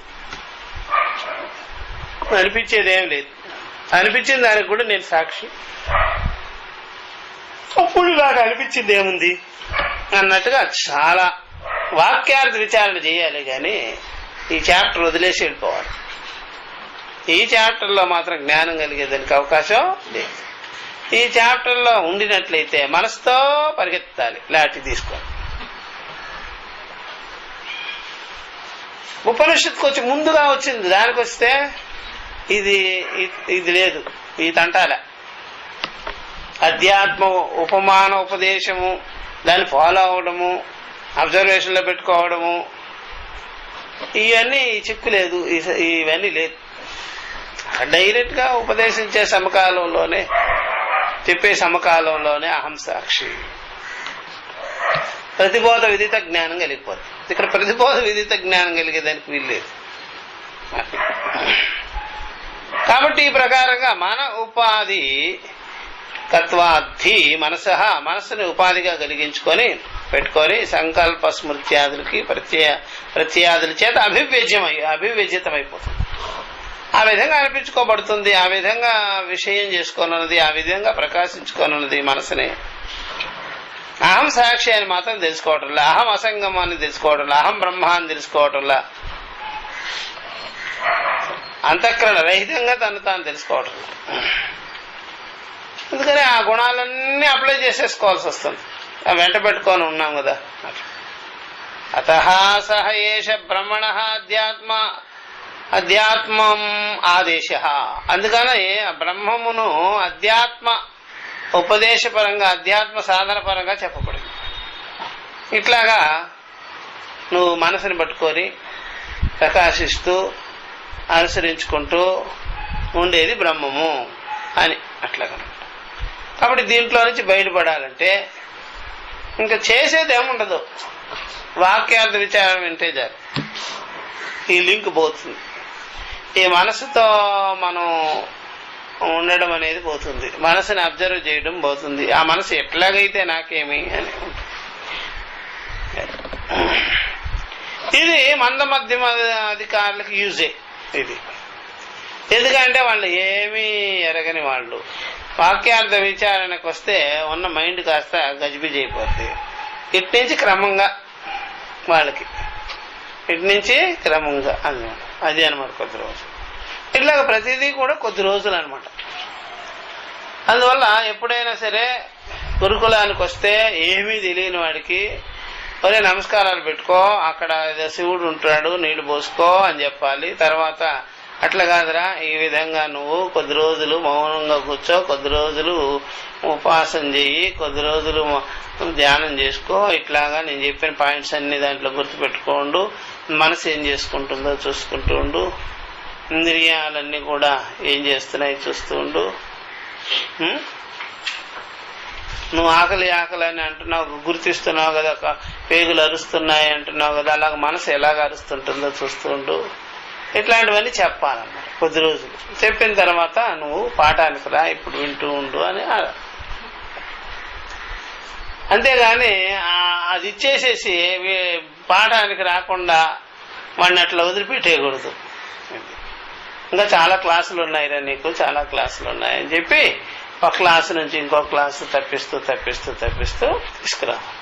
అక్కడే వదిలిపెట్టేసాను అనుకోండి, వాడు అవే చేసుకుంటుంటాడు. అర్థమైందా? అట్లా అది అనమాట. బాగా గుర్తుపెట్టుకో. అందుకనే ఎప్పుడైనా సరే ఇలాంటి ప్రారంభికమైన వాళ్ళు వచ్చినప్పుడల్లా కూడా కొన్ని శివలింగాలు పెరుగుతుంటాయి ఆశ్రమాల్లో. అప్పుడు ఆ బగీచా వేరు చేసేయాలి. ఆ బగీచాన్ని వేరు అది వేరే సెక్షన్ చేసి పారేయాలి. అటు వెళ్ళిపో, తర్వాత కొద్ది రోజుల తర్వాత ఇట్రా, తర్వాత ఇట్రా అనేది 3 సెక్షన్లు చేసుకోవాలి. అట్లాగా కర్మలు, ఉపాసనలు, జ్ఞానం అట్లాగా. అర్థమైందా? అక్కడ వేసినప్పుడు అక్కడ నేను ఉండలేకపోతున్నాను, ఎక్కడ చూసినా సరే ఏమిటి అంటే ఇట్రా, ఇక్కడ కూడా నేను కాదు, మీరు ఏం చెప్తారో వినాలి అంటే అట్రా. ఈ లోపల మాత్రం గురువుగారు దర్శనం ఇవ్వకూడదు వాళ్ళకి. ముందు గురువుగారు ఒక శాలిగ్రామం ఇచ్చేసి వచ్చేయాలి. తర్వాత గురువుగారు ఒక మాలో ఒక ఆసనమో ఇచ్చేసి ధ్యానం చేసుకోమని వచ్చేసేయాలి. ఇంకా గురువుగారు కనిపించినా కనిపించకూడదు. ఈ మధ్యలో గురుగారిని చూడాలి. గురుగారు ఏం చెప్తారు అంటే మాత్రం ఆ 2 వదిలిపెట్టేసి అక్కడికి రా. ఇంకా డైలీ గురుగారు కనిపిస్తారు, గురుగారు నీతో మాట్లాడతారు, బోధ చేస్తారు. ఇక్కడికి వచ్చిన వాళ్ళు అక్కడికి పోవడం, అక్కడ ఉన్నవాళ్ళు గురుగారిని చూడలేరు, ఆయన మాట వెళ్ళలేరు అన్నమాట. ఒక మాటే అది చేసుకోరా అని. రోజు అక్కడ ఏం చెప్తాడండి హాల్లో ఆయన, అలాగైతే ఇదిలే చేసిలేరా అక్కడికి. లేదు అది కూడా వినాలి, అట్లాగైతే కుదరదు. అదైనా వదులు, ఇదైనా వదులు, అంతే. అది ఇది చేసినామనుకో గందరగోళం అయిపోద్ది. ఆ కొద్ది రోజులు అక్కడే పడుండు, భోజనశాలకు మాత్రం వచ్చాయి. అది అందువల్ల చూసారా, కర్మ, ఉపాసన, జ్ఞానం. నీ బుద్ధి ఎలాగా ఉంటే అలాగా. రెడీ అయిందా లేదా కరెక్టే. అవన్నీ పెద్దలు చెప్పినవన్నీ కరెక్టే. మనమే గందరగోళం చేస్తున్నాం. దాన్ని చేసేసి ఏది కాకుండా చేసేస్తాం. అందువల్ల కర్మిష్ఠులకు కానీ, కర్మ చేయవారికి కానీ, ఉపాసన చేయవారికి కానీ గురువు గారు అందుబాటులో ఉండరు. నాతో ఏం పని నీకు అంటారు ఆయన. అయితే ఏం పని, నీకు అప్పచెప్పేసినాను కదా చేసుకో అని గురువారు. అందుకు గురువు గారు బోధించేదానికి అందుబాటులో ఉంటారు కానీ వాటి దగ్గరికి రానే. మొదటిసారి వస్తారు, అట్లా పోంటారు, అక్కడ పోండి అని చెప్పేస్తారు, అంతే. ఇంక కనిపించేది ఎట్లా. కాబట్టి ఈ ప్రకారంగా సహ ఏష బ్రహ్మణ అధ్యాత్మ ఆదేశ ఉపమా ఉపదేశేన ప్రయోజనం. ఈ ఉపమా ఉపదేశం ఉంది కదా, ఉపమానంతో చెప్పేది అన్నమాట. ఉపమా ఉపదేశం అంటే మీరు ఉపమా అనుకోండి. ఉపమా కాళిదాసస్య అని, కాళిదాసు ఉపమానాలే ఎక్కువ వాడేవాడు. ఉపమా కాళిదాసస్య అని పేరు. ఎందుకంటే ఆయన యొక్క అలంకారం, ఉపమా అలంకారం ఎక్కువ వాడేవాడు. ఉపమా సాదృశ్యం అట్లా. ఇది సరే, ఇది చెప్పేసండి ఈ వాక్యం. నెక్స్ట్ క్లాసులో మంచి మంచి సాధనలు ఉన్నాయి. అయిపోయింది. విద్యున్నిమేషణవత అధిదైవతం ధృత ప్రకాశన ధర్మే. ఇది ఒకటి, ఆది దైవిక ఉపాసన. విద్యున్నిమేషణం లాగా ఆ విద్యుత్తులు ఏ విధంగా మనకి కనిపిస్తాయో, ఇందుకో కనురెప్పలు తీసినప్పుడు అట్లాగా ఉంటాయి. అది కూడా అనమాట. కనురెప్పలో అందుబాటులో ఉండదు కదా, వెంటనే ఆ క్షణకాలం ఇలా దిగానే అట్లా మాయమైపోయింది. ఇది అది దైవం. ధృత ప్రకాశనం అంట, ఫాస్ట్ గా, అతి వేగంగా ప్రకాశనం అనమాట. ప్రకాశ ధర్మే, ధృత ప్రకాశ ధర్మే. 2 అధ్యాత్మంచ మనః ప్రత్యయ సమకాల అభివ్యక్తి ధర్మే ఇది ఏష ఆదేశ. అధ్యాత్మం అన్నాం కదా, ఇది ఎట్లాంటిది అంటే మనస్సు, దాని యొక్క సంకల్పాదులు, ప్రత్యయాదులు ఆ సమకాలంలో ఎలా అభివ్యక్తి ఉంటుంది. సంకల్పాలు వచ్చినప్పుడు ఆ సమకాలంలో అభివ్యక్తి, ప్రకాశనం, ఆభాస ఎలా ఉంటుంది. ఆ ఆభాసే బ్రహ్మం. ఈ రెండిట్లో ఏది తక్కువ దొరుకుతుందో చెప్పండి. మామూలుగా అది దైవం దొరుకుతుంది. మరి అంటే మీకు అధ్యాత్మం దొరకలేదా? మనకు దొరికేయాలి వెంటనే. మనసు ఇలా పనిచేస్తుంది అంటే లోపల ప్రకాశమా, బయట ప్రకాశమా? మనసును చూసినారుగా మీరు, మనసు చేసే పనులు చూశారుగా. అంటే ఆ రకమైన ఆభాస కూడా మన అనుభవంలో ఉంది. సడన్లీ వెలుతురు కనిపించిందండి, వెంటనే మాయమైపోయింది. అది నాకు విషయమైంది. ఈ సంకల్పం ఇప్పుడు వచ్చిందండి, ఈ సంకల్పం ఇలా ఉందండి, నాకు తెలిసింది ఆ సంకల్పం, మనసు ఇలాగా అనుకుంది, మనసులో ఇలా సంకల్పాలు వస్తున్నాయి పోతున్నాయి. ఈ ఆభాస ఎవరిది? నాదేగా, నా అనుభవమేగా. చూసారా, ఇది అనుభవ ఆభాస, అంతఃకరణ ఆభాస, అనుభవ ఆభాస. ఇది అధ్యాత్మ ప్రకాశం అంటారు. దీనేమంటారా? తెలుసో, నాకు తెలుసు అంటాం కదా. నా మనసు ఇలాగా, నా మనసులో ఇలాగొచ్చింది, నా మనసులో ఇలా ఉంది, నాకు ఇలా అనిపించింది అంటున్నాం కదా. అది అధ్యాత్మ అనుభవము అంటారు. అధ్యాత్మ అనుభవం లోపలే ఆ ఆభాస ఉంటుంది. అప్పుడు మనం రెండు ప్రకాశాలు చూసాం, రెండు ప్రకాశం తెలుసుకున్నాం. రెండు ప్రకాశం మనకు విదితం అయిపోయిందా లేదా? ఏమిటంటే, ఒకటి అది దైవికం, రెండో ఆధ్యాత్మికం అయిపోయింది. ఇంకా ఆది భౌతికం మీకు ఏమిటి? ఇది లైట్ కనిపిస్తుందిగా, నిప్పు కనిపిస్తుందిగా, ఎన్ని కనిపిస్తుంది కదా, సూర్యుడు కనిపిస్తున్నాడు కదా. ఇదంతా ఆది భౌతికం తెలిసిపోయింది కదా. ఆది భౌతికమైన ప్రకాశం తెలిసింది, ఆది దైవికమైన ప్రకాశము తెలిసింది, అధ్యాత్మమైన ప్రకాశం కూడా నాకు తెలుసు, అనుభవంలో ఉంది. విదితం కిందే. సుషుప్తిలో అవి వెంటనే మరుగైపోతాయి కదా, అప్పుడు అవిదితం. అది వచ్చింది పోయింది, ఇది వచ్చింది పోయింది అని మీకుందే కదా. ఈ క్షణంలో అది మళ్ళా సంకల్పం లేదండి, వెళ్ళిపోయింది. వికల్పం వచ్చింది పోయింది. అవిదితం, విదితము, అవిదితము రెండు మీ అనుభవంలో ఉంది కదా. మీరు అన్య, విదిత అవిదితాభ్యాం అహం అన్య. నేను విదిత అవిదితాల కిందకి రాల, నా యందు విదిత అవిదితములు ఉన్నాయి. దేర్ఫోర్ అహం సాక్షి. అర్థమైందా? అట్లా అంతే. చూసారా, ఇంకా అయిపోయిందా లేదా? ఇంకా చెయ్యాలా? అధ్యాత్మ సాధన అయిపోయింది, అది దైవిక సాధన అయిపోయింది, తెలిసిపోయింది మీకు. ఇంకేం చేయాలి? అయిపోయింది. ఆ రెండింటికి నేను సాక్షి అని తెలుసుకున్నా, శృతి ద్వారా, ఉపదేశం ద్వారా. తత్సాక్షి విదిత అవిదితాభ్యాం అహం అన్య. దీర్ఘ నేను విదితం కిందకి రాను, అవిదితం కిందకి రాను. శ్రోత్రశ శ్రోత్రమే, బుద్ధికే నేను సాక్షి, ప్రతిబోధ విదితం అయిపోయాను. అంతే. ఇదే అసలైన జ్ఞానం. అహం సాక్షి, అహం ప్రత్యేగాత్మ, అహం క్షేత్రజ్ఞ.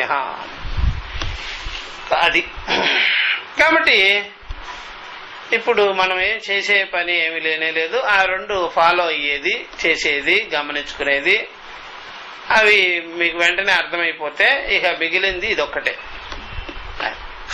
కాబట్టి ఈ విధంగా మన ప్రత్యయ సమకాల అభివ్యక్తి ధర్మే అధ్యాత్మం. మనసు యొక్క తలంపులు వచ్చేటప్పుడు, సంకల్పాలు వచ్చేటప్పుడు దాన్ని అభివ్యక్తిగా పెట్టుకున్నది ఎవరు అనేది మీరు గమనించుకోవడమే. దీన్నే ప్రతిబోధ విదితం అంటారు. అభివ్యక్తిగా ఉండేది ఎవరా? ప్రకాశించింది ఎవరా? దీన్నే ప్రతిబోధ విదితం అంటారు. అర్థమైందా? సాక్షి ఇది ఏష ఆదేశ. అర్థమైందా? యథా విద్యుత్ టిప్పణి ఒకటి ఇచ్చాడు. యథా, ఇదిగోండి, ఐదోది కూడా అభివ్యక్తి అన్నప్పుడు ఒక టిప్పణి ఉంది, ప్రతిబోధ విదితం. ఇదే కదా వ్యాఖ్యానం చేశాం కదా అని చెప్పేసి. ఆరో దానికి టిప్పణి చూడండి ఏం చెప్పాడంటే, ఇక్కడ ఇది ఆదేశ అన్నారు కదా, ఇది ఏష ఆదేశ అక్కడ చెప్పాడు. యథా విద్యుత ప్రకాశ యుగపత్ విశ్వవ్యాపక.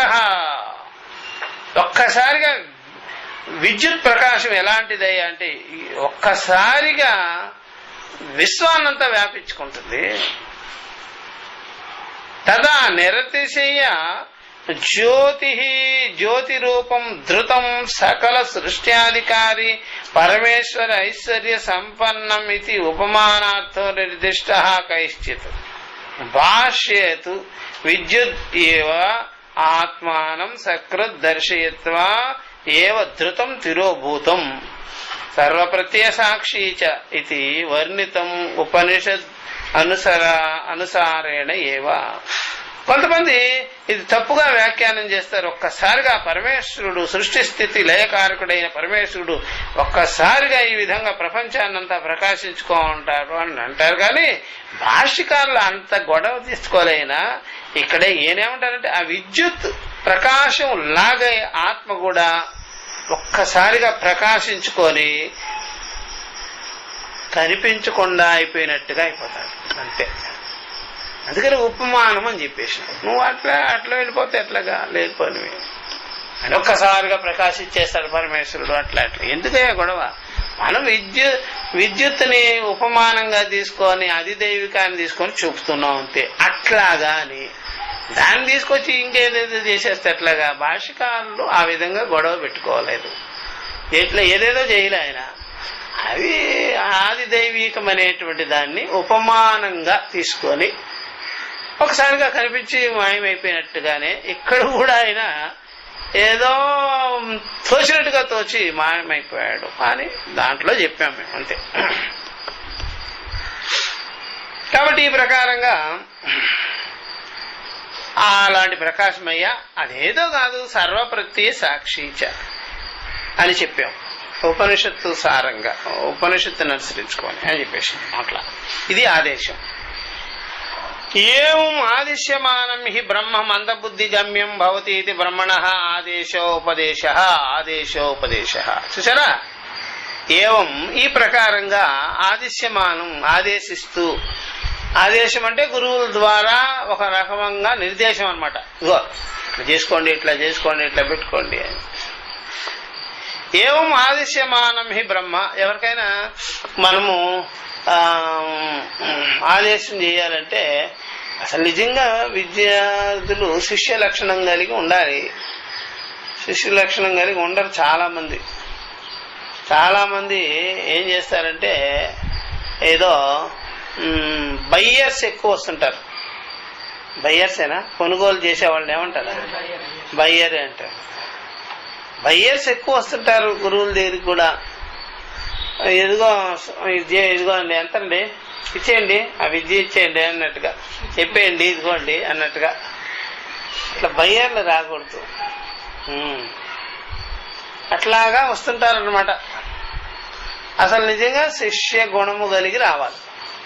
శిష్య గుణం కలిగి వస్తే ఏదైనా చెప్పుకోవచ్చు ఫ్రీగా. గురుగారు ఏదైనా వినేదానికి కూడా రెడీగా ఉండాలి. మీకు కావాల్సింది అంటే ఇది ఎంతండి, ఇది ఎంతండి, ఇది ఎంతండి అన్నట్టుగా రాకూడదు. అర్థమైందా? అలాగా ఆయన ఇచ్చినవన్నీ పుచ్చుకోవాలి. ఏది వద్దనకూడదు, అన్నీ ఫాలో అవ్వాలి. అట్లాగా ఉండాలన్నమాట. ఆ విధంగా ఎవరైనా వచ్చారితో నాకు కర్తృత్వం ఉందండి, ఎవరైనా నాకు చాలా బాధగా ఉంటుంది, మనసులో ఒక రకమైనటువంటి కోపం వస్తుంటుంది, తాపం వస్తుంటుంది, నాకు అంతఃకరణంలో మనసులో ఒక రకమైన అలజడి, నాకు చాలా కష్టంగా ఉంటుంది అని అంటారు. ఇన్ని చెప్తారు కదా, చాలా బాధగా. నువ్వు ప్రతిదానికి కర్తృత్వం పెట్టుకోవద్దు. ఊరికే నువ్వు చెయ్యడమే నీ పని అంతే. నేనే చేస్తున్నా, నా వల్లే అవుతుంది, నేను చెప్పినట్టుగానే జరగాలి, అవన్నీకమ్మ గొడవ. ఏదో చెయ్యటం చెయ్యి అంతే, గప్చిప్గా.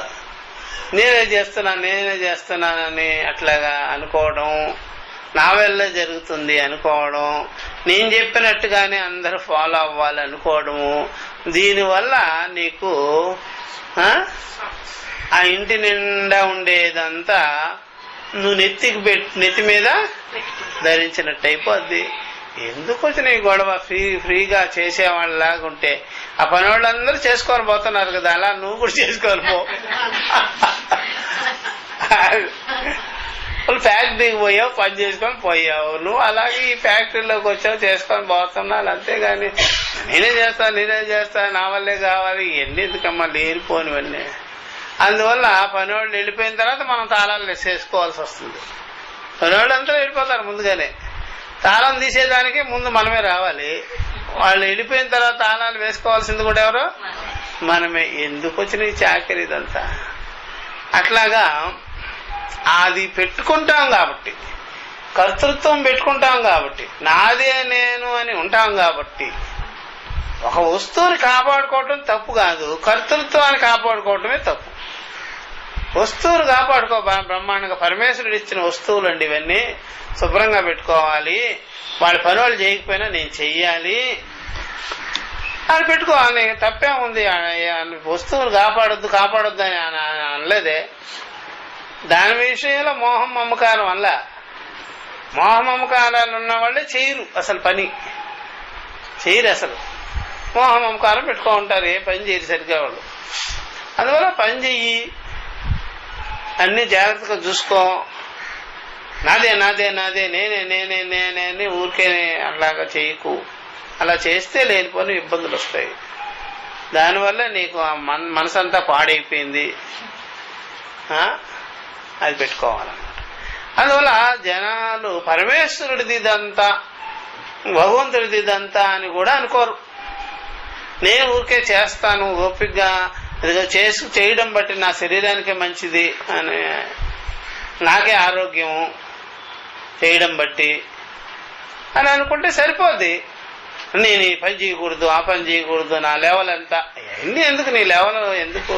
పరమేశ్వరుడు లెవెల్ ముందు నీ లెవెల్ గొప్పది కాదు. ఆయన పెద్ద స్కేలు, నీదంతా బుడ్డి స్కేలు. ఆయన ఎక్కడ, నువ్వెక్కడ, నా లెవెల్ ఎంత, నా లెవెల్ ఎంత, ఇవన్నీ ఎందుకమ్మా ఇవన్నీ? అట్లాగా లెవెల్కి ఎవరు మాట్లాడుతూ, అర్థమైందా? లెవెల్ వద్దు, ఏమొద్దు, అందరు చేసేవాళ్ళే, ఎవరు చేయకుండా ఉండేదానికి వీలు లేనే లేదు. అట్లా అని చెయ్యాలంతే. ఈ రకంగా నేనేమిటి, నా ప్రెస్టేజ్ ఏమిటి, నాదేమిటి, ఇదేమిటి అనుకుంటే నీకు అంతఃకరణం గందరగోళం. అట్లా ఏమనుకోకుండా హాయిగా చేసుకొని పోతూ ఉండాలి అని చెప్తే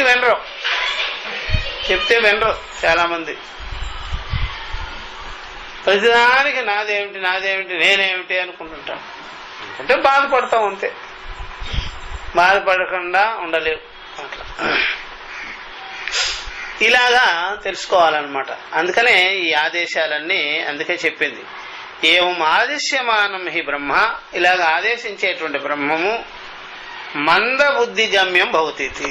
ఇదంతా మందబుద్ధులకి సరిపోతుంది. ఈ మందబుద్ధిలో ఇలాగా వాళ్ళకి పడుతుంది.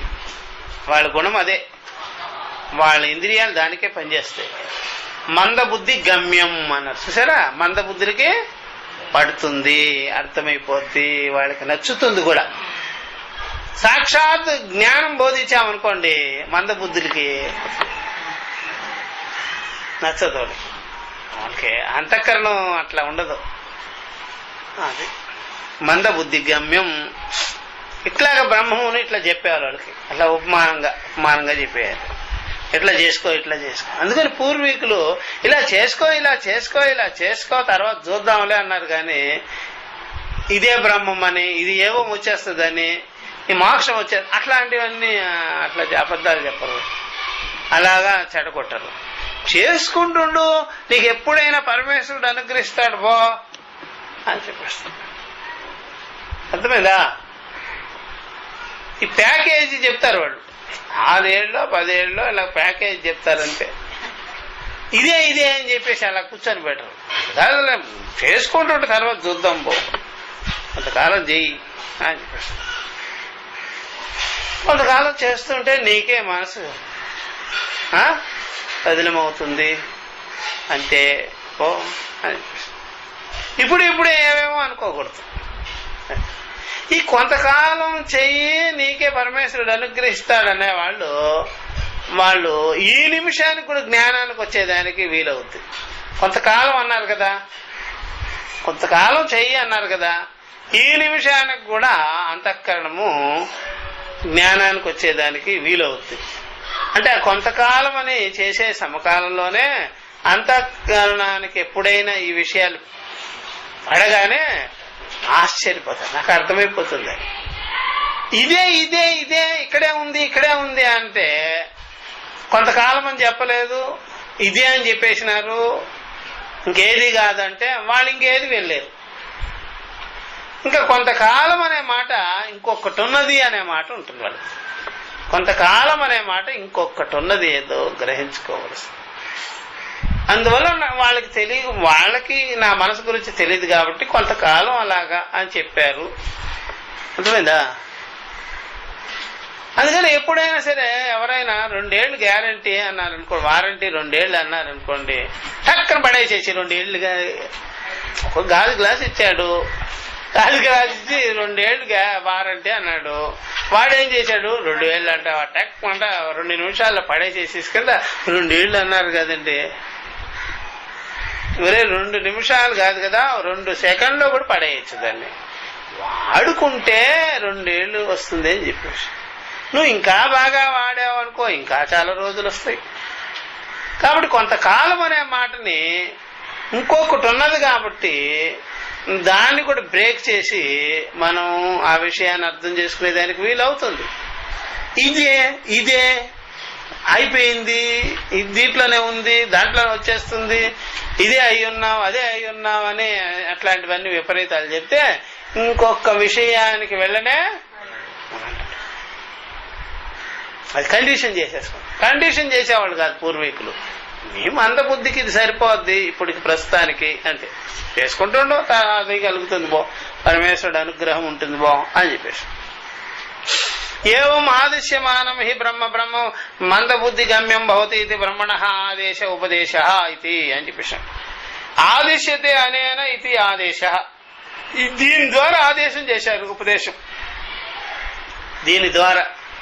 అధ్యాత్మమని ఆది దైవికమని తస్య ఉపదేశ ఆదేశో ఉపదేశ. ఆ ఉపదేశం ఏందే, ఆదేశమే ఉపదేశం. ఇదే నీకు ఉపదేశం. ఇలా చేయమని చెప్తున్నాను కదా, ఇలా ఉండు, ఇలా చెయ్యి, ఇలా తిను, ఇలా తాగు, ఇలా ఉండాలి అంతే, ఇదే ఉపదేశం. ఆదేశ ఉపదేశ ఇది అని చెప్పేసినారు. ఏవం ఈ ప్రకారంగా చెప్పేసినారు కదా. నహి నిరుపాధికమేవ బ్రహ్మమంద బుద్ధిభి ఆకలయితం శక్యం. చూసారా, అది అండర్లైన్ చేసుకోవాలి పాయింట్స్ అని. నహి నిరుపాధికమేవ బ్రహ్మ, నిరుపాధికమైన బ్రహ్మము మందబుద్ధులకి ఆకలింపజేసుకోవడం, అవగతం చేసుకోవడం, నిశ్చయం చేసుకోవడం అంత సులభంగానే అన్నప్రాసన ఆవకాయ పచ్చడి అయిపోతుంది. అందువల్ల మందబుద్ధులకి ఆ విధంగా పట్టదు కాబట్టి వాళ్ళకి కొంత అలాగా ఇచ్చి కానివ్వండి అని చెప్పారు. ఇప్పుడు జనాలు అన్నీ చేస్తున్నారు కానీ అదంతా ఆదేశాలు కాదు, అదంతా ఊరికే అయింది. ఆదేశాలు అయితే సరైన గురువులు అయితే ఏం చెప్తారు, చెయ్యి కొద్ది రోజులే దానికి టైం పెడుతున్నాం అని. ఎవడైనా 10 టాబ్లెట్లు మింగురా అని 10 టాబ్లెట్లు ఇచ్చాడు అనుకోండి, 5 టాబ్లెట్లకు కూడా నయమైపోతే మానేయాలి మనం చెప్పి. లేదా 10 టాబ్లెట్లు అయిపోయిన తర్వాత మళ్ళీ నేను వెళ్ళలేకపోతున్నాను డాక్టర్ దగ్గరికి అని మళ్ళీ ఇంకొక 10 తీసుకొచ్చి మింగకూడదు. 10 ఇస్తే 10 మింగు, తర్వాత ఇళ్ళు డాక్టర్ దగ్గరికి అంతే. అందుకని కొద్ది రోజులు చెయ్యి, తర్వాత నన్ను అడుగు, తర్వాత నాకు చెప్పు అని చెప్తే మళ్ళీ గురువుగారి దగ్గర చెప్తే అప్పుడు వెంటనే నీ శ్రద్ధ చూసి ఆయన మళ్ళీ మారుస్తాడు, సాధన్నే మారుస్తాడు, సడన్గా జ్ఞానం చెప్పేస్తాడు. అలా అసలు జ్ఞానం వినగలుగుతున్నాం, మనకి పడుతూ ఉన్నది అంటే దీనికి మీరు తగిన వారే. అందుకని జ్ఞానం దగ్గరకు వచ్చేటప్పుడు జ్ఞాన బోధ చేసేవాళ్ళు ఉంటారు కదా, వాళ్ళందరూ ఏమీ అక్కర్లేదు మీరే వినేటప్పుడే పారిపోతారులే సరిపోద్ది. ఇక్కడ ఏం చేసేస్తుంది, జల్లుడు పట్టేసేస్తుంది. అందుకని వినే సమకాలంలో నిలవరు కదా, అంతఃకరణం రెడీ కాదు, పోండి ఇంకొకసారి వస్తుంది. అందువల్ల సాంప్రదాయకులైన గురువుల దగ్గరికే వెళ్ళాలి. దేనికైనా సరే, కర్మలకు కానీ, ఉపాసనలకు కానీ, జ్ఞానానికి కానీ. ఆ కర్మలు చెప్పే సంప్రదాయకులు ఉపదేశ గురువులు ఉంటారు కదా, వాళ్ళు కొద్ది రోజులే అంటారు. ఉపాసనలు కూడా కొద్ది రోజులే అంటారు. చివరికి తెలుసుకోవాల్సిందేది జ్ఞానము అంటారు. అదంతా వేదాంతులే చెప్తారు. దాన్ని కూడా మిగిలిన వాళ్ళు, వేదాంతరహితులైన వాళ్ళు మాత్రం స్టాండర్డ్ గా దాంట్లోనే పెట్టేస్తారు. ఇంకా మళ్ళా మనం ఇంకా అటు ఇటు గదిలే పని లేనే అట్లా అయిపోతారు. అందుకనే ఈ శృతి తాత్పర్యం ఎరిగిన వాళ్ళు, ఈ వేద సంప్రదాయాన్ని ఎరిగిన వాళ్ళ దగ్గరికి వెళ్తే వాళ్ళు గుణాన్ని బట్టి, భావాన్ని బట్టి, బుద్ధిని బట్టి వాళ్ళు మారుస్తూ పోయి చివరికి జ్ఞానంలోకి వాళ్ళని నిలబెడతారు. ఇంకా పరిసమాప్తం అయిపోతుంది. సరే, ఈ విషయం మనం నెక్స్ట్ క్లాస్ లో చెప్పుకొని పరిసమాప్తం చేస్తాం. మంచి శమధమాదులన్నీ కూడా ఇక్కడ వచ్చినాయి. ఓం సహనావతు సహనో భునక్తు సహ వీర్యం కరవావహై తేజస్వినావధీతమస్తు మా విద్విషావహై. ఓం